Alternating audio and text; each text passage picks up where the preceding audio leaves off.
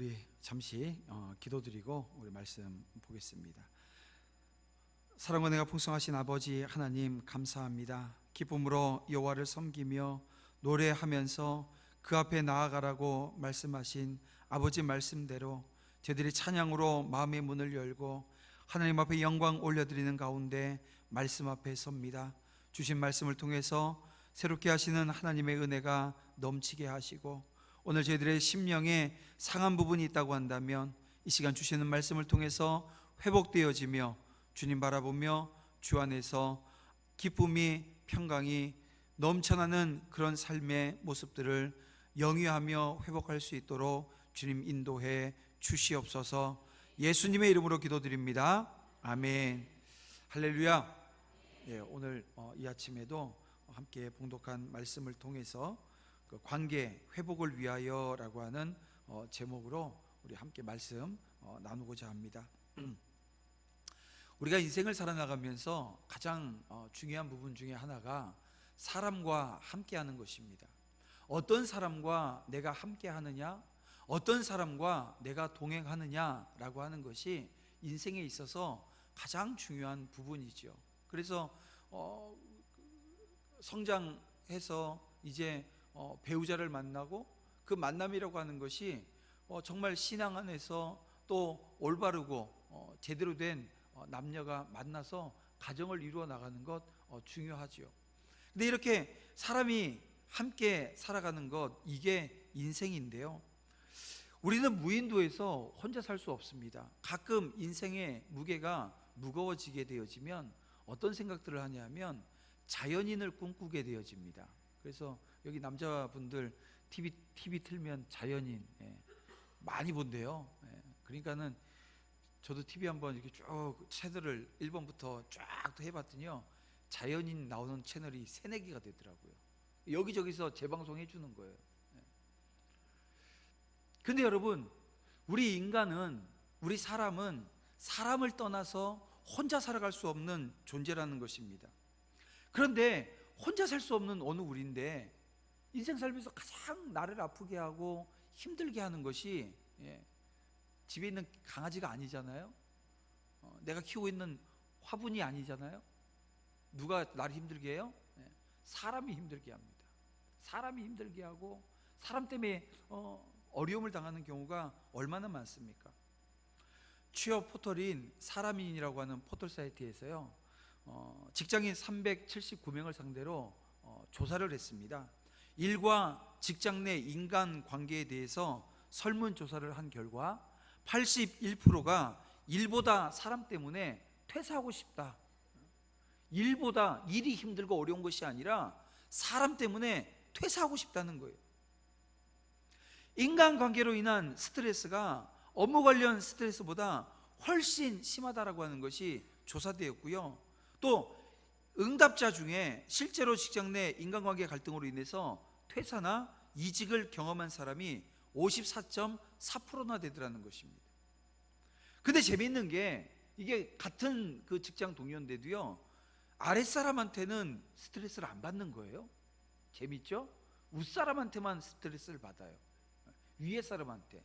그러니까 위에 사람도, 그러니까 뭐 직장에서 과장도요, 부하들 때문에는, 그 부하 직원들 때문에 스트레스 안 받아요. 위에 부장 때문에 스트레스 받는 거예요. 자기 때문에 밑에 사람들 스트레스 받는 거는 생각하지 않더라는 거죠. 그래서 이 후배보다 선배 때문에 갈등하는 경우가 4배나 더 많더라는 겁니다.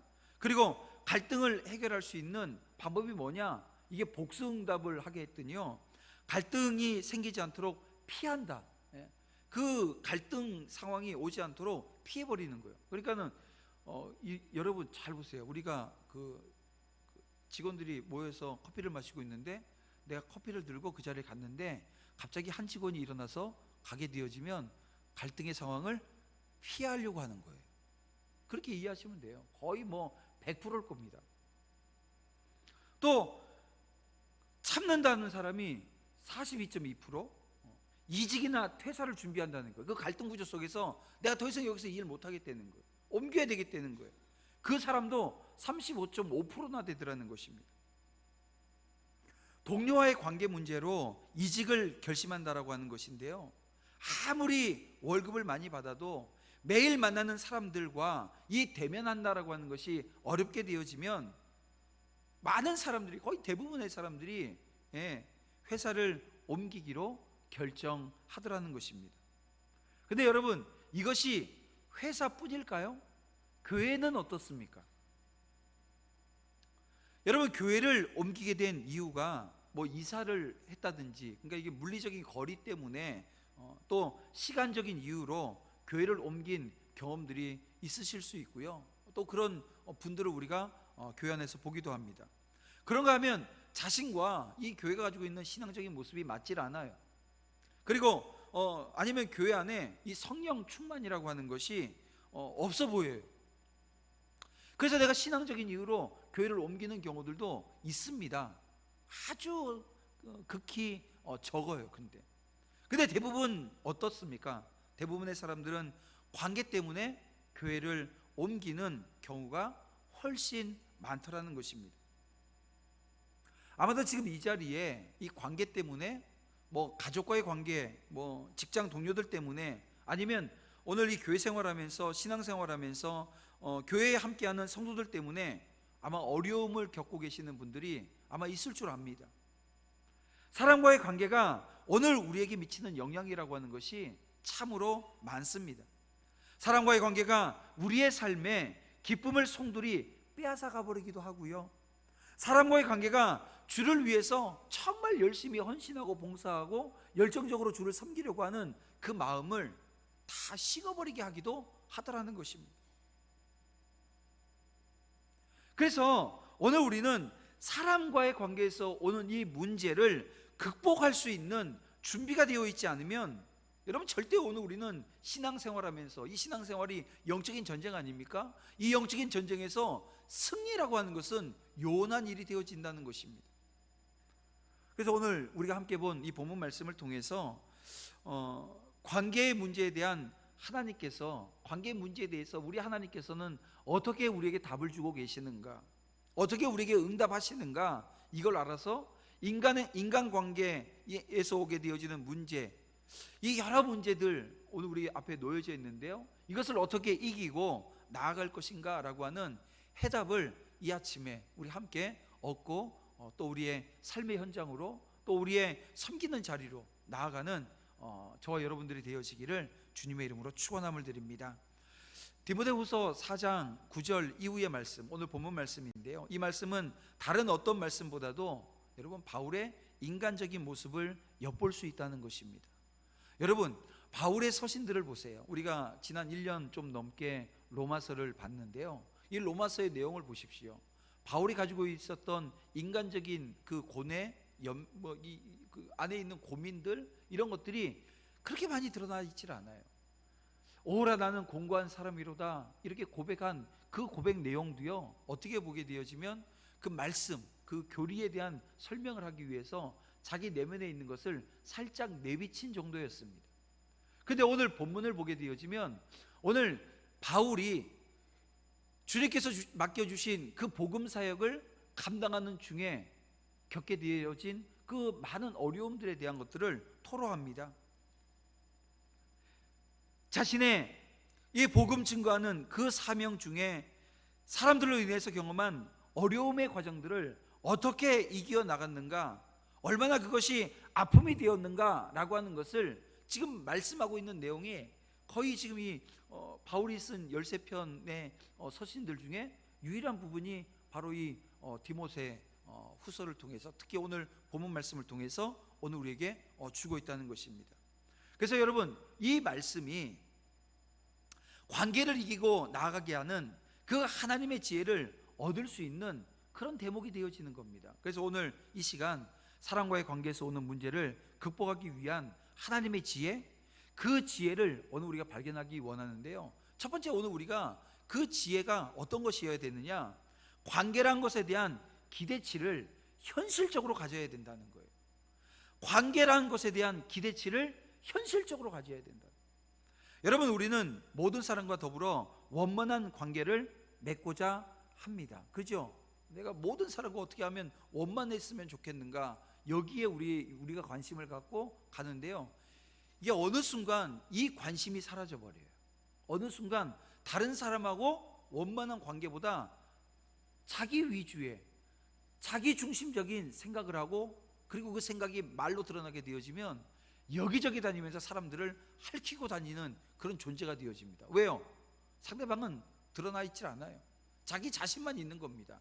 나만 건강하면 되고 나만 괜찮으면 된다라고 하는 생각 때문에 그때부터는 함부로 말하고 함부로 이야기하고, 그것이 어떤 영향이 나중에 생길 것인가에 대한 전혀 고민 없이 여러 가지 이야기들을 막 쏟아놓게 되어집니다. 그래서 오늘 우리가 현실적으로 이 원만한 관계를 계속해서 유지해 나간다라고 하는 것이, 그것이 쉬운 것이 아닙니다. 여러분 생각해 보세요. 주님만큼 완벽하신 분이 계셨을까요? 주님만큼 사랑이 많으신 분이 있었습니까? 근데 주님이 이 땅에 사시는 동안에 사람으로 인해서 정말 많은 아픔을 경험하셨던 것을 오늘 우리가 보게 되어집니다. 주님께서 누가복음 9장 58절에 이런 말씀을 하십니다. 예수께서 가라사대 여우도 굴이 있고 공중의 새도 집이 있으되 인자는 머리 둘 곳이 없도다 하시고. 이 누가복음의 저자인 누가가 이 말씀을 기록한 배경이 어떤 배경입니까? 예수님이 예루살렘 여행길에 사마리아를 경유하고자 합니다. 그래서 제자 한 명을 이 사마리아 마을에 하나 보내서 숙식을 할 수 있는 그 모든 것들을 예비시키셔요. 근데 이 사마리아 사람들이 안 된다는 거예요. 예수님에게 냉대합니다. 이유가 뭐냐면 행선지가, 예수님이 지금 가시는 곳이 어디라고요? 예루살렘이라고 하는 그 이유 때문에 예수님을 받아들이질 않아요. 왜요? 그들이 가지고 있었던 이 민족적 갈등, 이 유대인과의 관계가 좋지 않다라고 하는 이유로 예수님이 그 마을에 들어가서 잠시 유하는 것조차도 허락하지 않는 그들의 모습을 보게 되어집니다. 여러분, 예수님께서 정말 많은 기적을 행하셨습니다. 근데 그 기적으로 하여금 예수님이 환영받았는 줄 아세요? 그 기적으로 인해서 예수님이 환영받지 못하는 모습도 성경에 많이 기록되어 있습니다. 그 중에 우리가 잘 아는 마가복음 5장에 보게 되어지면 예수님께서 거라사 지역에 들어가셔서 군대 마귀죠. 군대 마귀가 들려져 있는 한 사람을 만나고요, 그 사람에게 들려져 있는 이 귀신을 내어 쫓아서 돼지떼에 들어가게 하십니다. 근데 이 돼지떼에 들어간 귀신이 어떻게 해요? 다 바다에 빠져서 죽게 되어집니다.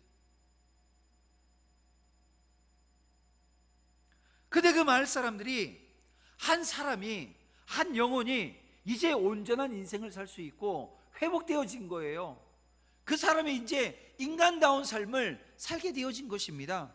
그런데 거기에 관심이 없는 거예요.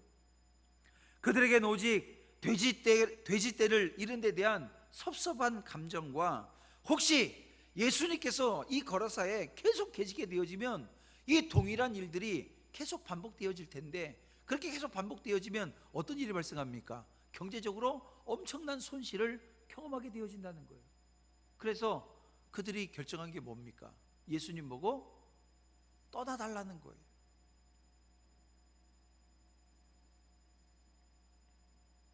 바울도 마찬가지입니다. 오늘 본문에 보게 되면 10절을 보면 우리는 임박한 바울의 죽음 전에, 지금 이게 디모데 후서가요, 바울이 지금 순교를 앞두고 있는 상황 가운데 쓰여진 서신이거든요. 근데 이 본문 말씀 10절에 보게 되어지면 임박한 바울의 죽음 전에 데마가 어떤 길을 선택했는지에 대해서 말씀하고 있는데요, 함께 보겠습니다. 데마는 이 세상을 사랑하여 나를 버리고 데살로니가로 갔고, 데마는 바울을 버리고 자기 길을 갔다고 성경은 말씀합니다. 10절은 그가 세상을 사랑해서 바울을 버리고 데살로니가로 갔다는 것인데요, 여러분, 데마는 데살로니가 출신으로 한때 이 바울의 지근에서 바울의 사역을 돕던 사람이었습니다. 그런데 바울이 두 번에 걸쳐서 이 투옥이 되어져요. 거기다가 그 투옥되어져서 재판을 받았는데 그 재판 결과가 무엇입니까? 사형입니다. 사형. 이 사형이 확정되는 것은 물론이고, 이게 지금 로마 기독교에 대한 박해가 점점 거세지는 거예요. 그래서 그가 결정한 게 뭡니까? 바울을 버리고 자기 고향으로 돌아가 버린 것입니다. 물론 데마가 바울뿐 아니라 그리스도에 대한 자신의 신앙마저 버렸다라고 하는 것은 분명하지 않아요. 그런데 성경은 세상을 사랑하여 라고 하는 이 바울이 세상을 사랑해서 갔다는 거예요.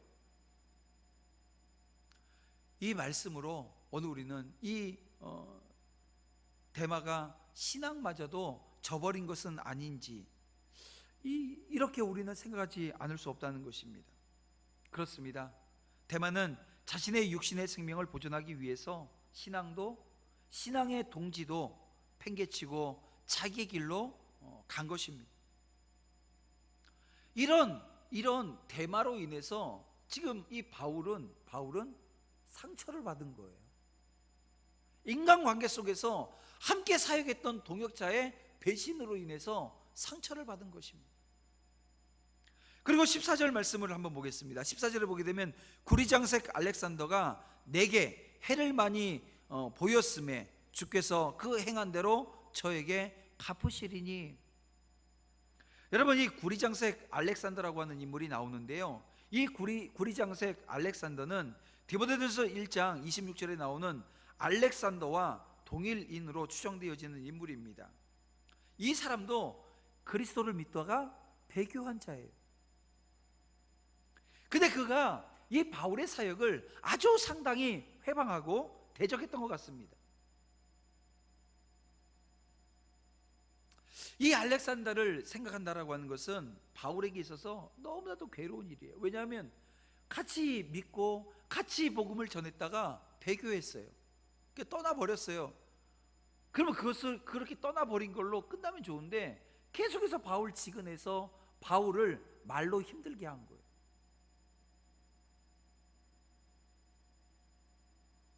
아마 바울은 이 알렉산더와 외모가 비슷한 사람, 비슷한 목소리 듣는 것조차도 괴로웠을 것입니다. 근데 바울을 더욱 아프게 하는 게 뭐예요? 그렇게 복음을 온전히 전하고 생명 걸고 전했던 바울은 지금 어디 있습니까? 감옥에 갇혀 있어요. 그런데 지금 바울을 힘들게 하고 어렵게 하고 바울의 복음 사역을 회방했던 이 알렉산더는 어디 있어요? 밖에서 자유롭게 다니고 있는 거예요.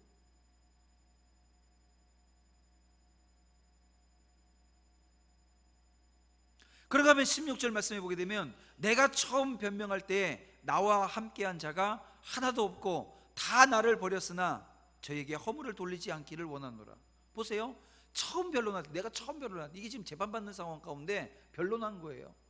이 재판받는 상황 가운데 이게 누군가 와서 증인도 되어줘야 돼요. 그죠? 바울이 아무 잘못이 없습니다. 바울은 복음만 전했습니다. 왜냐하면 이 당시에 이 로마에서 아주 이 기독교에 대해서 아주 이상하게 봤어요. 왜냐하면 우리가 성찬 예식을 하잖아요. 우리 다음 주에 이제 성찬식을 하는데 성찬식 때 뭘 합니까? 주님의 살과 피를 기념하는 떡과 포도주를 마시는데 이게 소문이 어떻게 났냐면 저 사람들 사람 잡아먹는다는 거야. 그리스도의 몸을 먹고 그리스도의 피를 마신다고 하니까 이게 지금 그렇게 막 묘사가 되어지기 시작하는 거예요. 핍박이 있는 거예요. 그래서 어려움이 있는 거예요. 그래서 바울을 변론해 준다, 대변해 준다. 이거는 그 자리로 함께 가는 겁니다. 그 자리로 함께 가는 거예요. 바울이 복음 때문에 지금 어려움을 당하고 있고 바울이 복음 때문에 지금 그 곤욕을 치르는데 함께 사역했던 사역자들이 아무도 나와 있지 않은 거예요. 아무도 그를 도와주는 자가 없는 겁니다. 나와 함께하는 자가 하나도 없고 다 나를 버렸으나, 다 버렸다는 거예요.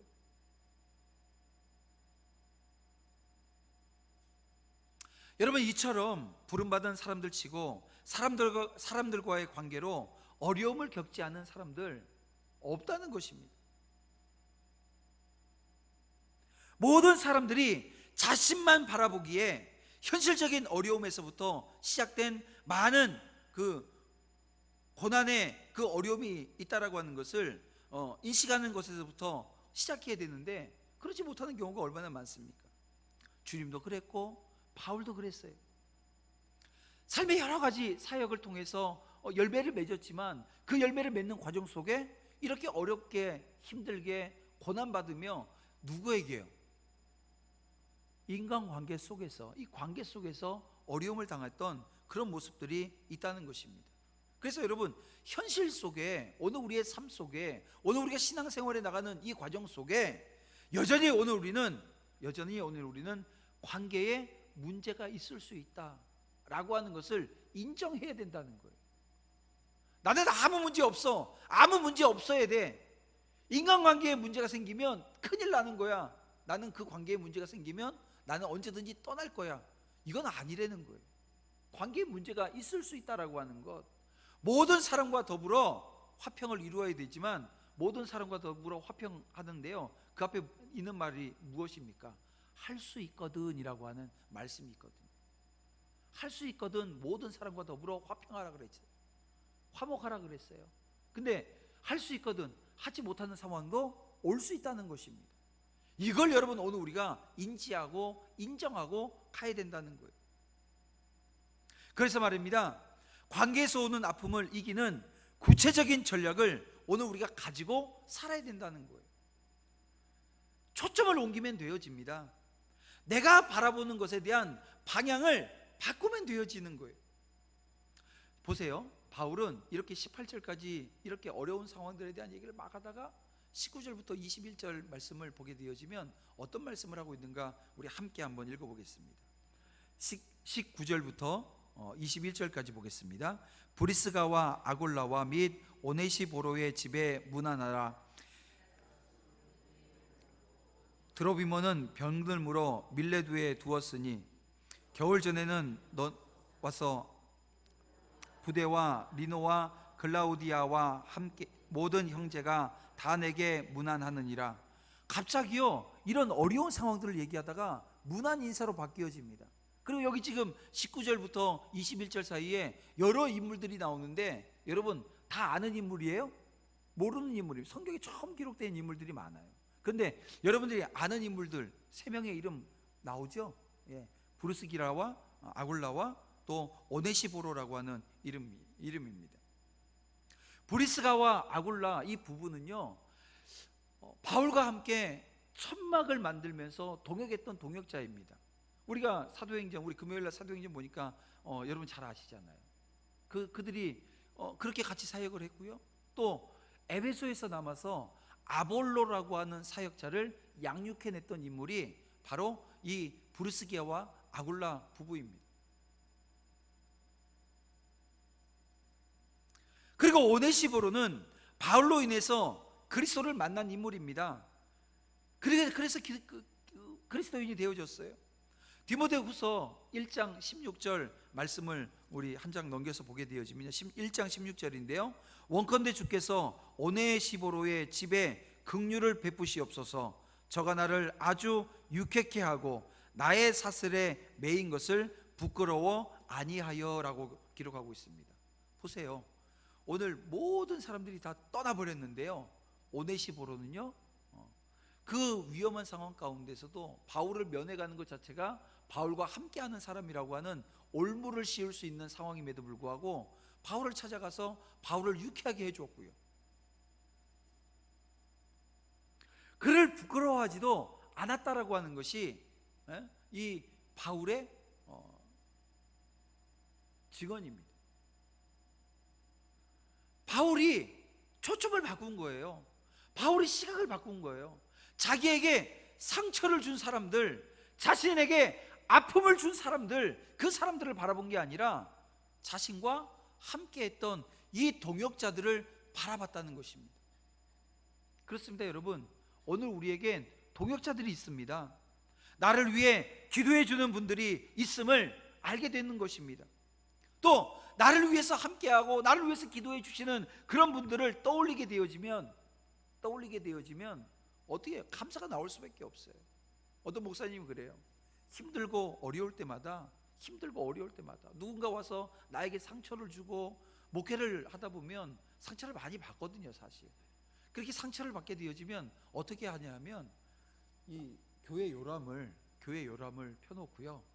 뭐 지금 올해 요람에는 이름이 없지만 이 작년 요람 같은 경우는 전교인 연락처가 있잖아요. 이 연락처를 딱 펴놓고 한 분 한 분 보면서 얼굴을 떠올리고 그들의 기도 제목을 생각하면서 그렇게 쭉 나가다 보면 이 많은 수많은 사람들 중에 나를 힘들게 하는 사람은 몇 명이요?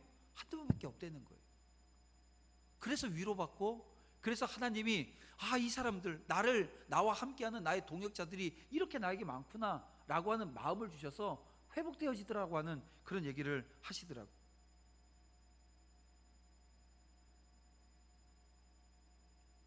주님이 능히 이길 힘을 주시는 겁니다. 나에게 아픔이 될 수 있는 대상이 누구인지를 알아야 되는 거예요. 바울이 믿음의 아들 디모데에게 어떤 당부를 하는 줄 아세요? 15절 말씀을 보니까 너도 저를 주의하라 이렇게 이야기합니다. 너도 저를 주의하라. 누굴 주의하라는 거예요? 알렉산더를 주의하라는 거예요. 알렉산더를 주의하라는 거예요. 근데 여러분, 디모데가 알렉산더를 만날 수 있는 가능성은 거의 없는 상황이었습니다. 한 번도 얼굴을 볼 수 있는 상황이 아니었는데요, 지금 바울이 디모데에게 너도 저를 주의하라. 무슨 말입니까? 상황은 다르고 인물도 다르지만 알렉산더와 같은 사람을 알고, 그런 사람의 행태를 알고 기억해서 준비하라는 거예요. 서매 목사님이 이런 얘기를 하더라고요. 사람 때문에 교회 옮기는 건 절대 하면 안 된다고요. 사람 때문에 교회 옮기는 건 절대 안 된다고. 환경을 도피하는 것이 해결책이 아니라는 말 아닙니까? 아마도 여러분의 인생을 살면서 그런 경험들이 아마 다 있을 거예요. 아까도 제가 설문했던 그 내용을 한번 말씀드렸는데요. 저 김 과장 싫어가지고 내 회사 옮겨야 되겠다. 그래서 옮겼더니 갔는데 얼굴도 다르고 목소리도 다르고 상황도 다른데 왜 이렇게 옮겼는데 그 김 과장이 여기 또 와서 앉아 있는 거예요. 그 경험들 해보시지 않았습니까?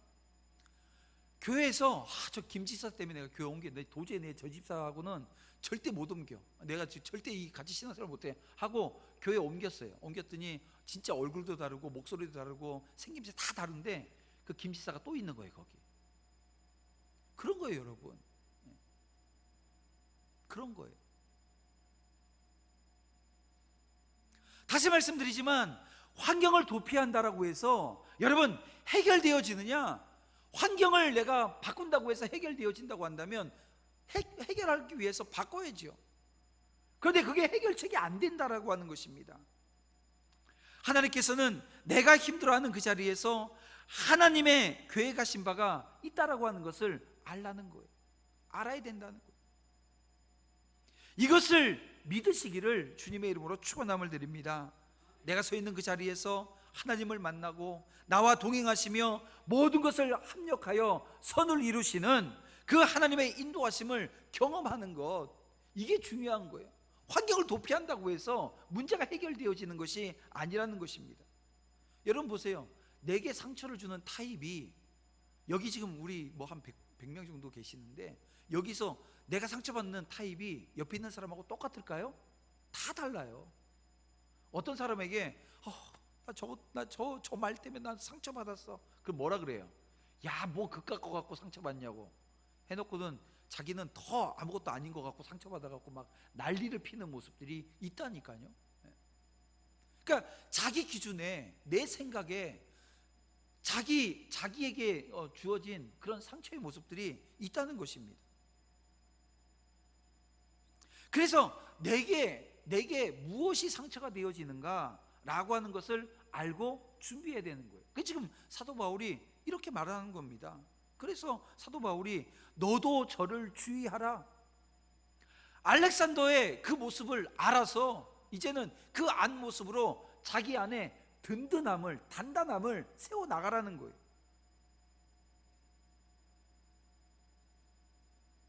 그래서 여러분, 상황을 바라보는 나의 시각을 바꾸지 않으면요, 절대 이 인간관계에서 오는 문제 해결되어지지 않습니다.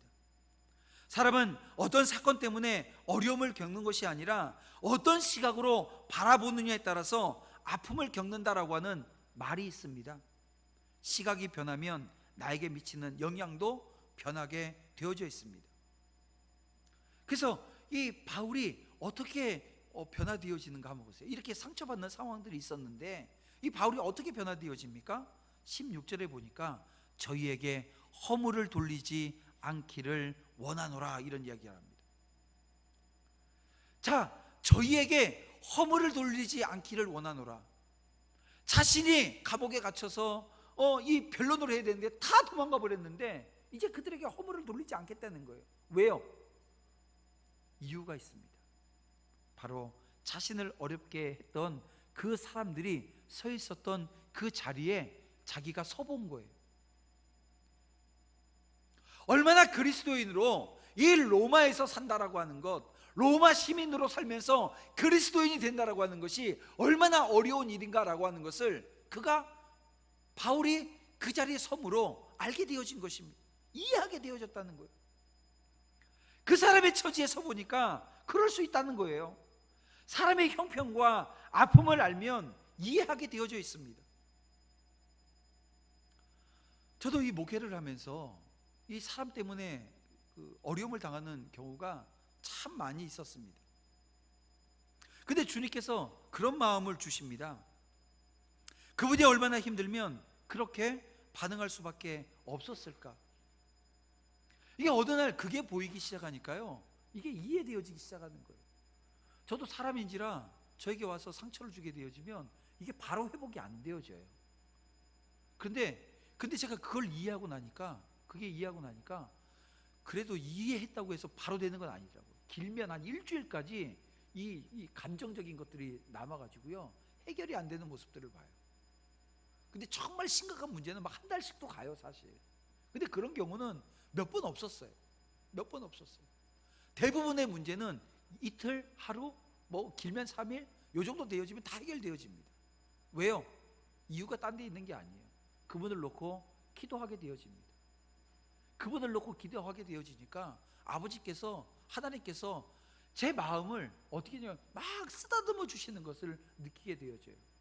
제 마음만 쓰다듬어 주는 것이 아니라 그 사람의 마음도 쓰다듬어 주시고 계시는 것을 보게 되어지니까 용납하게 되어지고 이해하게 되어지고 내 마음에 이 상처라고 하는 딱지가 앉질 않는 거예요.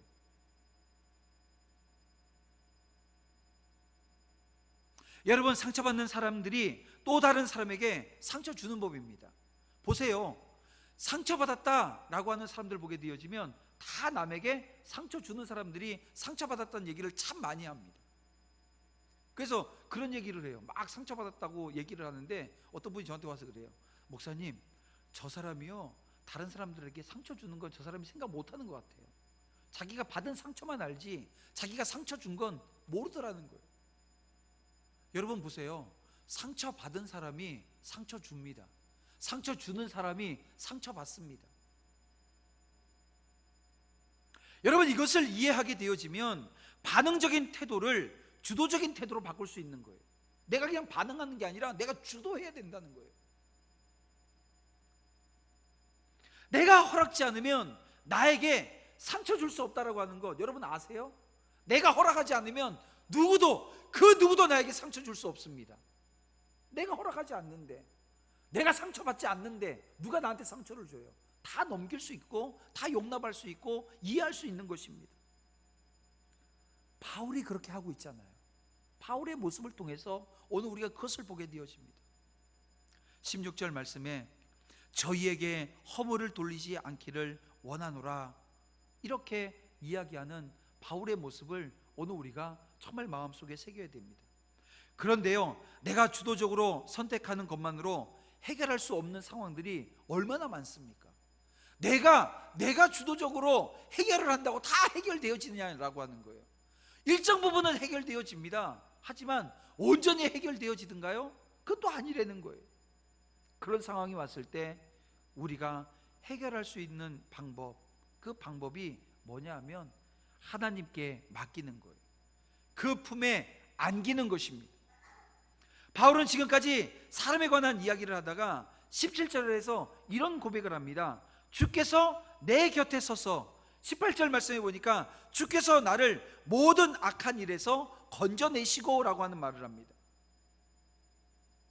내가 내 손으로 해결하지 않고 하나님께 맡기게 되어진다는 겁니다. 14절에 이렇게 말씀하죠. 그 행한 대로 저에게 갚으시리라. 누가요? 주께서 그 행한 대로 저에게 갚으시리라. 이 주님께 다 내어 맡겨버린 것입니다. 여러분, 하나님이 맡으시면 어떻게 해요? 공평해요. 어떻습니까? 정말 공평하게 처리하시는 분, 우리 하나님이신 거 아니에요? 이 원리를 바울이 알고 있었던 거예요. 그래서 저들로 인해서 더 이상 힘들어하지도, 이 관계로 인해서 힘들어하지도 넘어지지도 않게 되어졌다는 것입니다. 어떤 신학자가 이런 이야기를 했어요.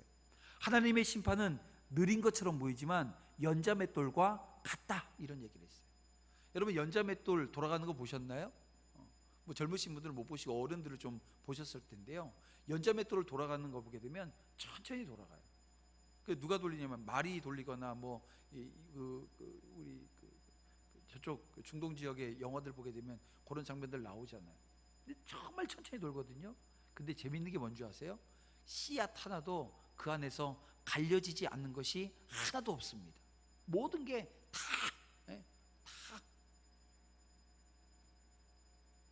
아주 깔끔하게 처리하시는 그 하나님을 그렇게 묘사한 것입니다. 사랑하는 성도 여러분, 하나님은 공평하십니다.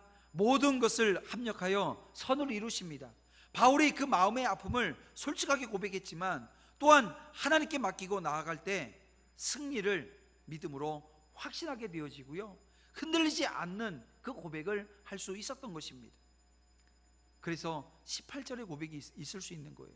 주께서 나를 모든 악한 일에서 건져내시고 또 그의 천국에 들어가도록 구원하시리니 그에게 영광이 세세에 무궁토록 있을지어다. 아멘. 네. 하나님이 바울이 고백한 대로 하셨습니다.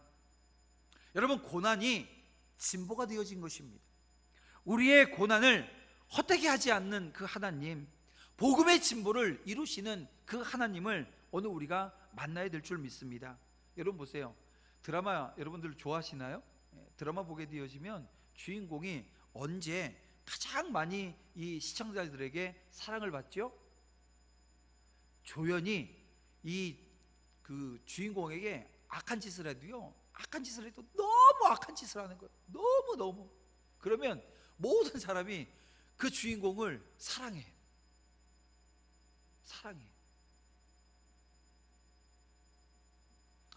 살아가면서 오늘 우리 인생에도 악역을 맡은 조연들이 여기저기서 막 나올 겁니다. 그때 여러분 기억하세요.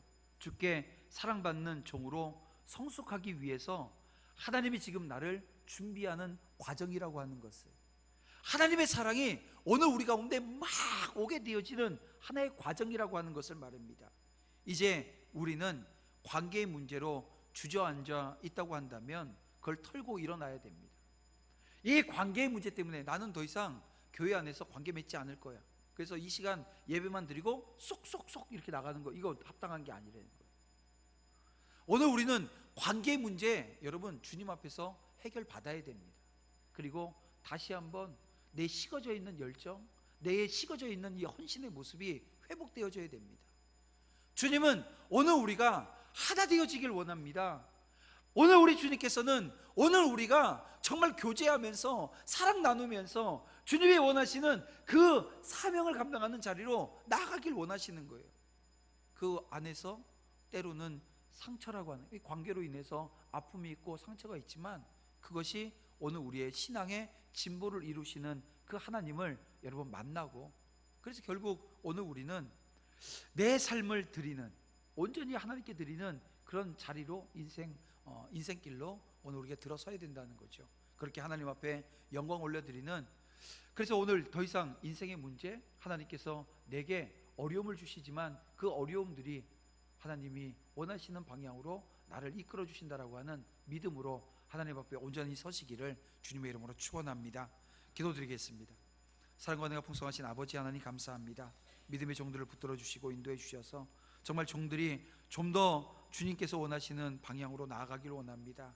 인간관계 속에 상처 입고 어려움을 당한 그런 주의 자녀들이 있다고 한다면 이 시간 주님 주시는 말씀을 통해서 다시 한번 주님 만나게 하시고 주님께 모든 것을 내어 맡기는 믿음의 종들이 되어줄 수 있도록 주님 인도해 주시옵소서. 예수님의 이름으로 기도드립니다.